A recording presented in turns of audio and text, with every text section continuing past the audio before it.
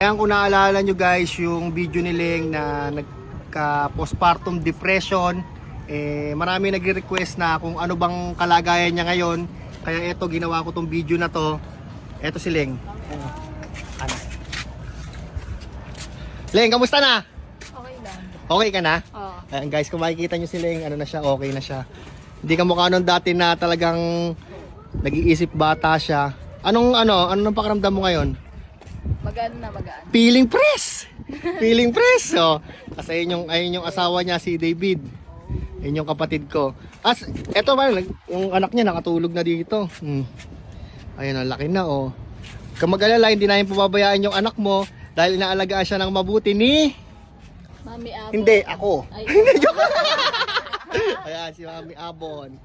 Si Mami Abon na talagang walang sawa sa pagkain. Si Mami Abon pala guys, oo nga pala, 8 beses kumakain sa isang araw. Ito nga. May siya lumalabas sa time na yun sa Cambridge eh. Oo. Left food. I left food. Ayan. So Leng, tawag dito, ano bang plano mo sa buhay ngayon? gusto ko lang magtrabaho na yung asawa ko. Oo. Magbago na. Ano Yun pa? lang. Yun lang. Oh, ayan, narinig mo ha. May trabaho naman ako. Oh. Ang trabaho lang naman ay pasayahin ka. Naging masaya ka ba? Hindi, Oo. di ba, kung titingnan niyo sila ngayon, iba na ngayon, no? Ano yan, normal ba yan, yung mawi-hawi ka ng buhok? Oo, normal po kasi. Nadala kasi ako. Nadala kami. Pero ayun, inaano na lang nga namin, nililibang-libang na lang na. Ito, ganito lang kami pag hapon. Ner. Oh. Shout out nga pala dun sa mga oo nga pala Leng.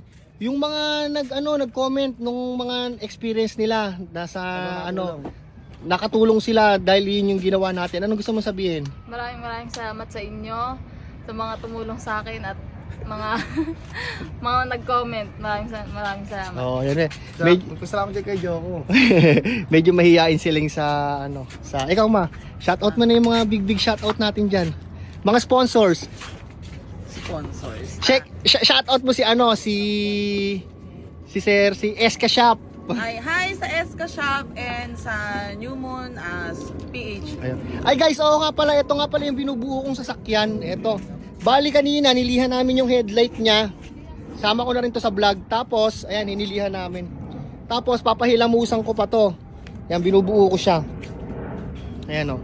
Papahilamusan ko dyan, baka may mag-sponsor, baka naman. Oh, ayan siya. So ayun guys, maraming salamat.